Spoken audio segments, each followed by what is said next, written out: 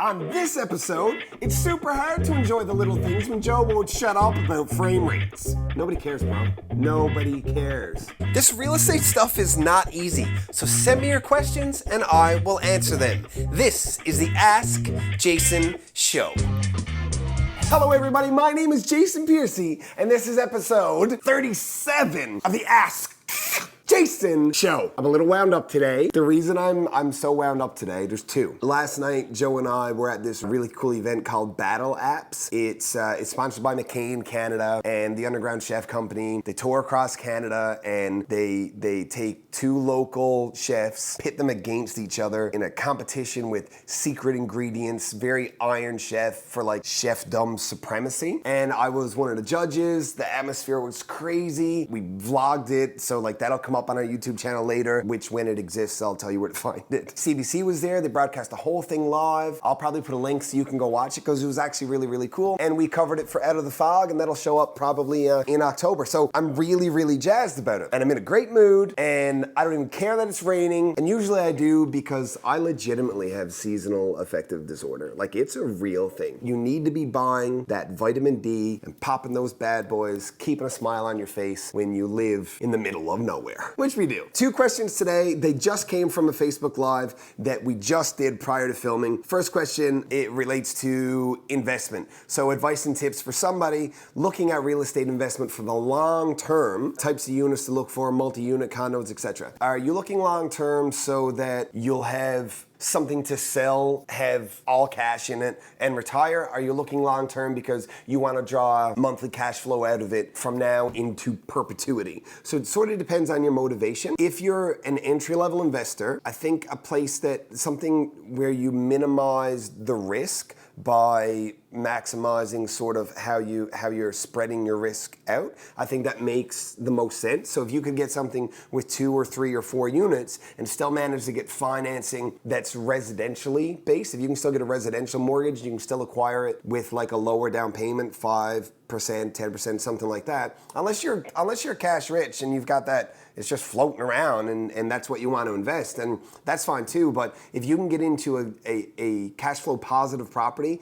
without putting a big down payment down, now you retain all that cash to put down into the next one. Because if you're thinking long term, you're probably not buying one property. Like, you're probably trying to set yourself up down a path over time to get into multiple units. I mean, ideally, you'd have like an apartment building with 150 units in it and really consistent rent rolls and vacancy rate less than 5%, and like you'd retire and live in the British Virgin Islands, and that would be glorious. I mean, you could just drink exotic beer all day long and hang out where am I going? I need a vacation. I just got back from Florida. Where did all this come from? Anyway, you want to think of risk tolerance. You want to think of where you're actually going to live. Like, are you going to be in the place yourself? I think you also want to think about the maintenance of it. Like, for instance, if you want to acquire a property in our fine city, but you intend to live or work in another place, but you want to take advantage of what is a fairly still heavy buyer's market here and get your money into the market so that when you return, you've already been building that equity, I think a condo would make a lot of sense. 1 or 2 bedroom condo, something you could rent out really easy, carrying costs are low, no maintenance issues, like always at the entry level of the market, so always people in that segment that are looking to rent. I think that would make some sense. But in an ideal world, you'll have millions of dollars and you'll be able to buy multi-unit buildings. You won't have to worry about having to put 35% down for commercial financing, and you'll just make a ton of money. I think that would be wonderful. In reality, you need to reverse engineer what you need to buy based on your risk tolerance, the amount of money you have, and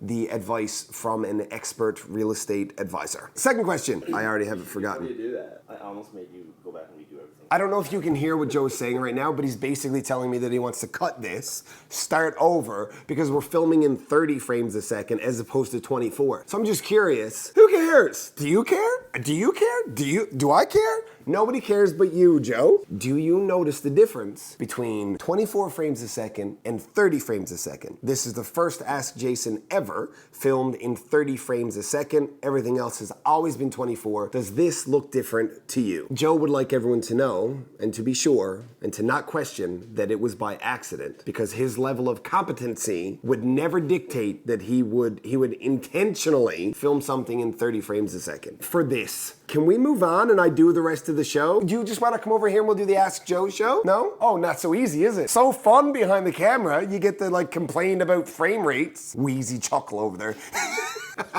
Second question, really sorry for that entire bit in the middle. I try to be professional, try to enjoy the little things.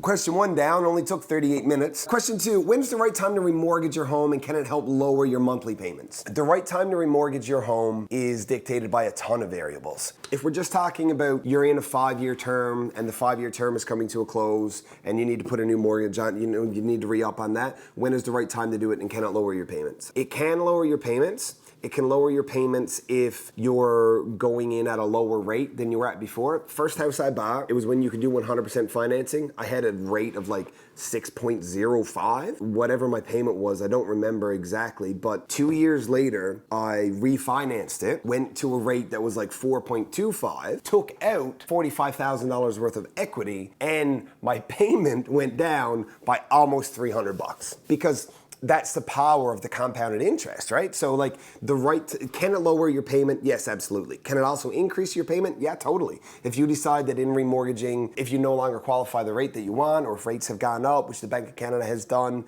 a little bit at a time over the last couple of months, then yeah, your rate can totally go up. But more importantly, are you intending to use your home and your home's equity as a bank account? Are you trying to take cash out of your home because there's something else in your life that you're trying to do? I mean, I know as entrepreneurs, sometimes we're forced to make those sort of decisions, but if you got your head on your shoulders and not up somewhere else, and you're trying to plan the next however long of your life, just be conscious of that budgeting factor. If you're thinking about refinancing, when is the time to refinance? When the balance between what you are taking out in equity through your refinance and any penalty or cost associated with executing the refinance, when the balance between the two of those things accomplishes whatever task is your motivation for a refinance. That's when you should do it. And I know it's super vague because I have no idea what you're trying to do, but if you want to refinance your house because there's a car you want to buy, I don't really recommend that. But if you want to refinance your house because you're about to add an income property into your lower level, and then when the house is done, you're going to have cash flow to offset the increase in your mortgaged amount and your payment, then that makes some sense to me. So it really depends on your motivation, but the right time is when it works for you,